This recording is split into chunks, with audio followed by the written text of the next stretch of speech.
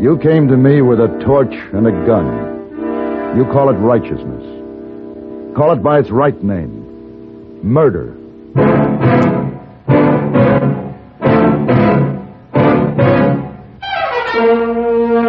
Have Gun, Will Travel. Starring Mr. John Dehner as Paladin.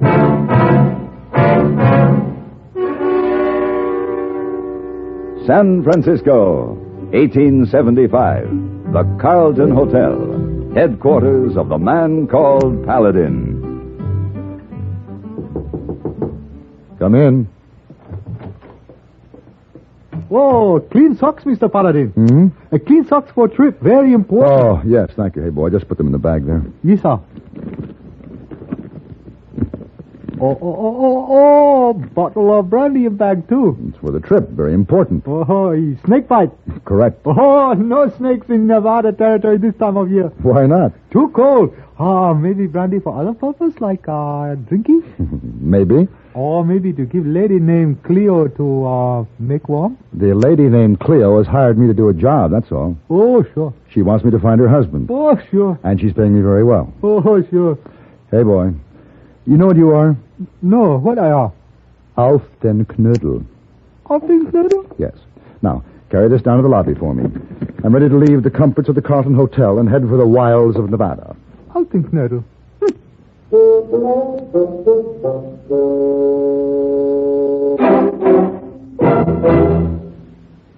Do you see speed laws and other regulations as restrictive, or do you look upon them as protective? When a police officer writes a summons for traffic violations, do you see him as an enemy or a friend? Your life may depend on your attitudes. Statistics clearly indicate that where laws are obeyed, deaths go down. It's no secret that emotional immaturity is the major factor in our accident rate. How else but childish can you describe the notion that breaking a traffic regulation is a way of getting away with something?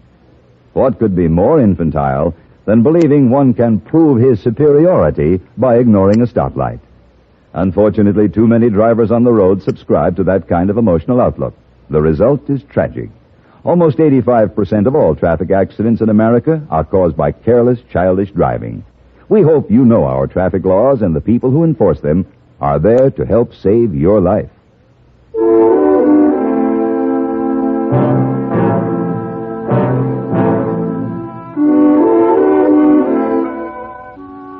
The lady named Cleo, whom I had traveled over 1,000 miles to help, turned out to be a fat shrew of 50.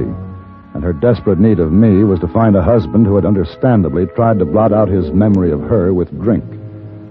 By the time I found him, he'd done pretty well. I figured they deserved each other, so I brought him back, memory and all. But I was left in the middle of the Nevada desert, miles from the railroad.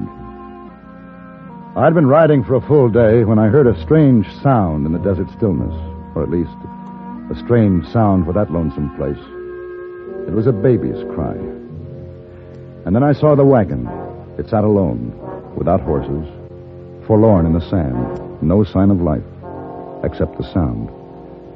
I dismounted and walked toward the wagon.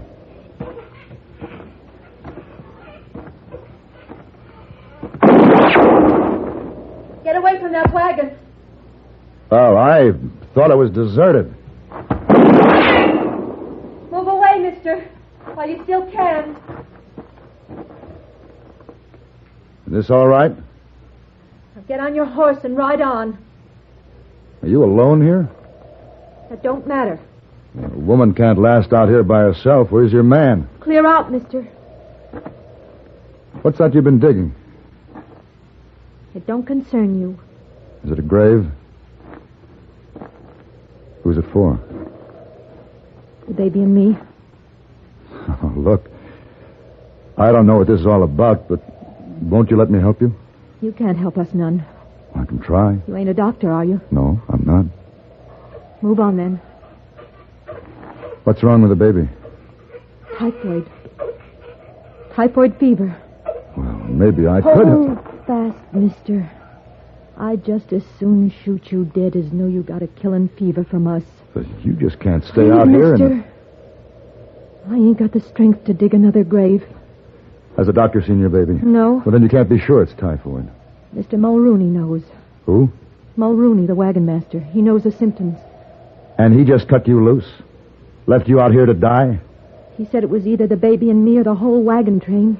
Are they sending help? What can they do? Well, there's a settlement less than a day's ride from here. We'll hitch my horse to the wagon No. and head out. They won't let us in. The wagon train's there by now. They'll know about the typhoid. They'll never let us in, not now. Look, there's fresh water and food in my saddlebag. Enough to hold you till I get back. Where are you going? To get help. Mister, you don't have to do this. Let's just say I want to.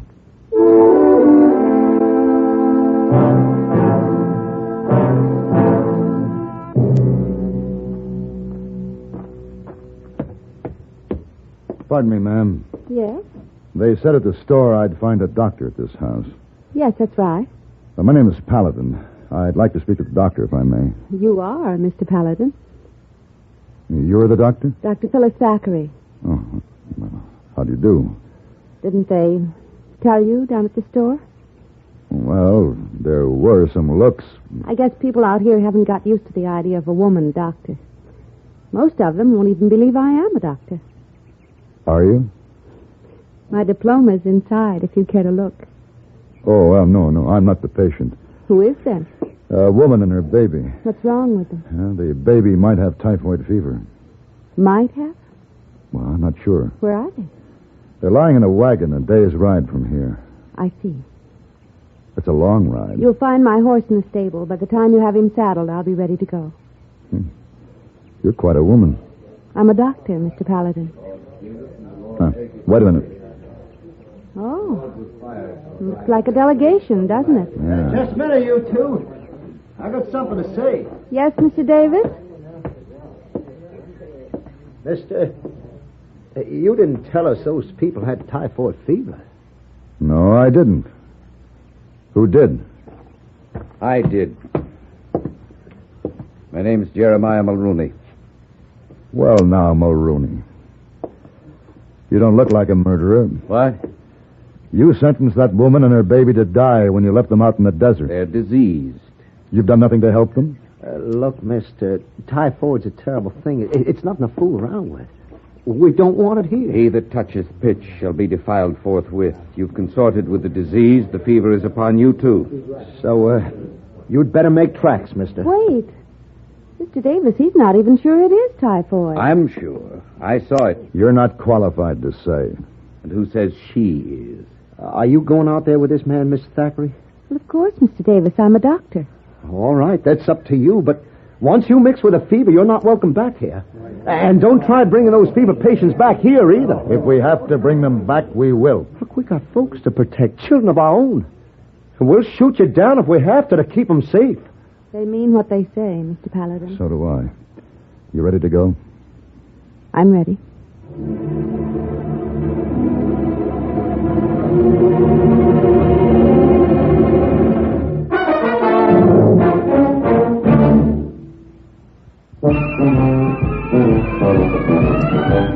Of all leading filters, cigarettes, Kent Filter's best, Kent Filter's best. It makes good sense when you smoke Kent, Kent Filter's best. Of all other brands of cigarettes, Kent tastes the best, Kent tastes the best. A richer taste than all the rest, Kent Filter's best.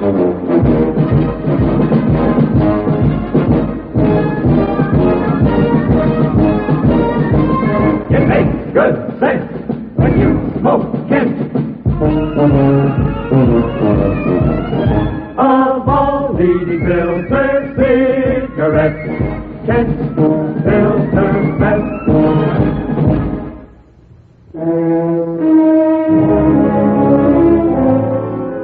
I guess perhaps I wasn't used to the idea of a woman doctor myself, especially one as pretty as Phyllis Thackeray. She rode beside me through the desert, all night, without rest, without complaint. Now it was just after sunrise. Maybe I should have brought something for saddle sores. You want to rest? I want to get to that baby. Yeah, shouldn't be long now. Good. You know, you should be on a velvet settee, wearing a hoop skirt and fluttering your eyelash over a fan. I tried that. It was too easy. Is that why you studied medicine? This was hard? Maybe, something like that. Wasn't it tough enough practicing back east? I guess I'm as much missionary as physician. I was the second woman to graduate from my medical school. Others came after me. It was difficult for all of us, but gradually we're becoming accepted as something better than freaks. You're not accepted yet. You just got run out of town. Maybe I'm not the missionary I think I am. Or the doctor. Well, we'll see. There's the wagon up ahead. I don't see anybody. Neither do I. Come on.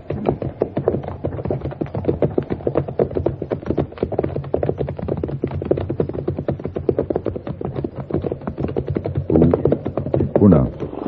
Ooh.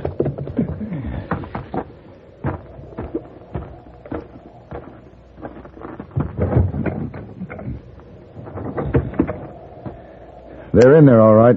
Both sleeping. I hope that's what it is. Is there anything I can do? Just help me up there. And cross your fingers.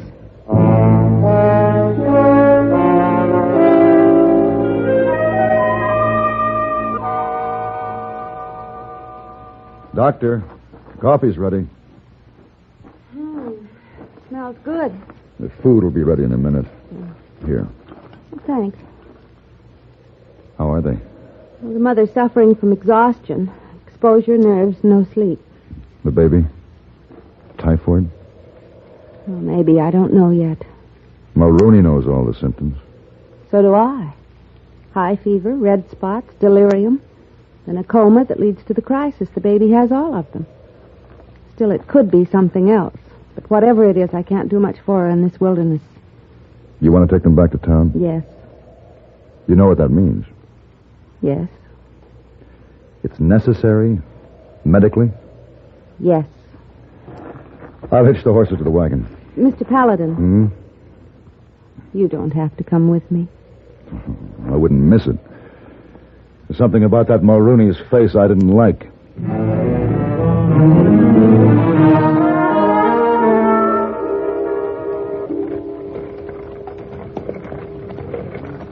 All right. Stop that wagon right there. Don't come no farther. They have guns, Mr. Paladin. I'm going to try to talk some sense into their heads. Here, hold the reins. Stand right there. No closer. Dr. Thackeray has examined the woman and child. The woman has no signs of typhoid. Her child is diseased. The doctor isn't sure the baby has typhoid. I'm sure. That baby needs treatment. Now, Mr. Davis, you're a sensible man. Are you going to let Mulrooney sentence a woman and child to death? We'll bring what you need out here. But you ain't bringing them into town. They'll be completely isolated in the doctor's office. Paladin, they're sick, and we can't take the chance. We've got to protect us. They're not as sick as you people. Now, you may be able to keep them out of this settlement, but you'll carry your own sickness with you wherever you go. You'll die again every time you see a baby smile. We've got our own kids to think about. How do your children cry when they're sick? Any different from that baby? Suppose it was your child crying like that. Would you send it to the desert to die? Now listen to me, all of you. I'm driving that wagon to the doctor's office, and don't you try to stop me. If you need a doctor, you know where she'll be. We won't let you do it, Paladin. We won't let you bring disease and pestilence into our midst. I'm afraid they'll use those guns, Mr. Paladin. Get back there with Mrs. Benson. Both of you lie flat. You going to try it? Go on, get back. Come on! Something! Shoot!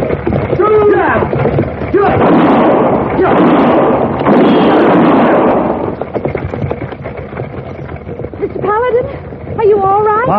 Fine, we're through. I'll have you in your office in another minute.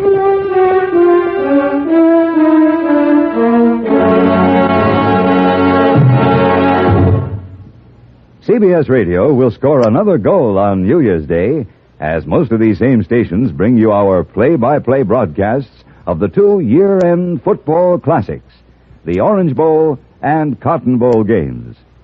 From the Orange Bowl, CBS News sports experts will call the thrills in the Oklahoma-Syracuse contest. Syracuse will be making its second appearance at the Orange Bowl this year with an 8-1 record.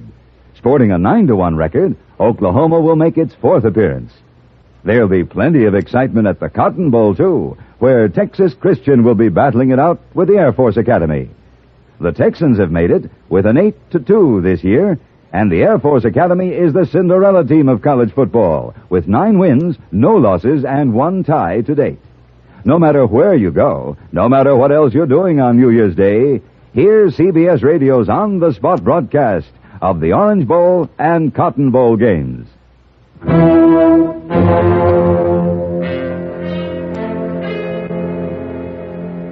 All through that night, I sat on her porch and kept watch, seeing their torches, hearing the voice of Mulrooney haranguing the townspeople, working them up. But they didn't come. And inside, the doctor worked with her patients. It was after dawn when she came out to me. Still quiet? Oh, well. Mulrooney is still working on them like a witch doctor. There's breakfast inside. You'd better eat something. I'll stand guard for a while. Thanks. How's Mrs. Benson? She'll be all right after she gets some rest. And the baby? The fever broke last night. Oh, what does that mean? It isn't typhoid. Not typhoid? You sure? Yes. Well, how can you be certain? You've only been with her overnight. You still doubt me, don't you, Mr. Paladin? The symptoms are there. Symptoms can be ambiguous. Now get your breakfast. You need it. All right. Morning, Mr. Paladin. Well, Mrs. Benson, it's nice to see you up and around. I wish I could tell you how much I appreciate. Oh, no. No gratitude before breakfast. Baby's better, huh? Yes, much better. Miss Benson, why does Mulrooney hate you so much? My husband died early on the trip. After a while, Mulrooney wanted me to marry him. Said it was God's will to care for widows, and he was the chosen messenger. I wouldn't let him near me. Then the baby got sick. Come outside. What is it? They're coming. Look. I'll handle them. Go inside with Mrs. Benson. No, maybe I can help. You take care of your patients. You may have some new ones. I want to stay. All right, but stand back. That's far enough, Mulrooney. This torch is the fire of truth and justice, Paladin. It will burn away the seeds that Clara Benson has spread among us. It will scourge the disease from our souls and bodies and purify these homes again. The only disease is in you, Mulrooney. Mrs. Benson is well, and the baby is out of danger. Lies! In the very face of judgment. Mulrooney, I'm giving you 15 seconds to drop that torch and call off those rifles. The flames of the just will banish this scourge. Let the fires rage in the land of... You have 10 seconds. Wait! Listen, all of you. That baby never had typhoid fever. Don't believe her. I saw the child raging with fever, livid with rash. That rash was measles. 3-day measles. You're lying. 3-day measles, Mr. Mulrooney. And you left them to die because of it. Mrs. Benson, bring the baby out. No, it's not true. You're trying to humiliate me, to belittle me. You'll see. All of you. The fever is down. The rash has faded. Her eyes are bright. There, look. Look at her, Mulrooney. You can kill people with hate, but not with 3-day measles. Mulrooney, 3-day measles. Stop! Stop it! You can't laugh at me! Stop! Paladin! Oh, Rudy, don't be a fool.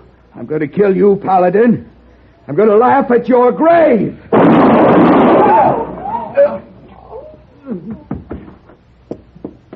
Let me see. There's no need. I think he's dead. You shoot very straight. Mr. Paladin. What do you want? Mr. Paladin. Well, I guess we was wrong to listen to him. He seemed to have so much book learning. But he was just setting us against each other. I'm glad we woke up in time. Next time, you better wake up a little sooner. Dr. Thackeray, this town hasn't been too good for you. Maybe you'd like to come along with me? They can always use a good doctor in San Francisco. Oh, please, ma'am. I guess we ain't been very friendly, but we'll make it up to you if you'll forgive us and stay. Well, Dr. Thackeray? Thanks, Mr. Paladin, for your offer.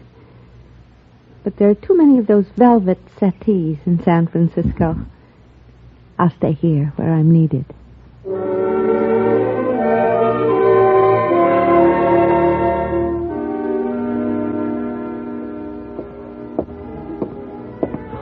Oh, good afternoon, Mr. Paladin. Good afternoon, hey boy. You get in late last night. Sleep all day. Now up and feeling fine. I do indeed. Oh, you have good time with Lady Cleo? Lady Cleo? Lady who sent for you. You know. Oh, as a matter of fact, I'd forgotten about her. Oh, sure. I met a lady who was much more charming. A lady doctor. Oh, sure. Yeah. As a matter of fact, I've had a fine case of 3-day measles. Oh, yeah, the 3-day measles. Oh, sure. It's true. Yeah. Oh, you got dirty laundry. You put out tonight. To coin a phrase, hey boy. Oh, sure.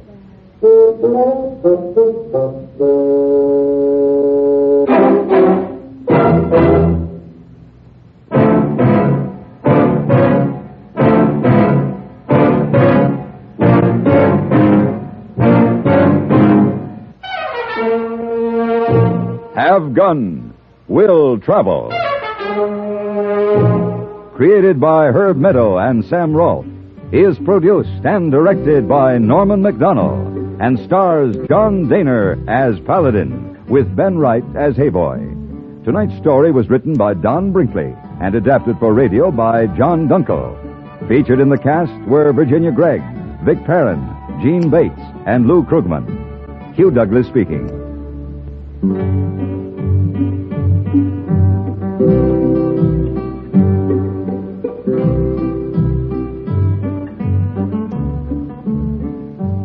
Join us again next week for Have Gun, Will Travel.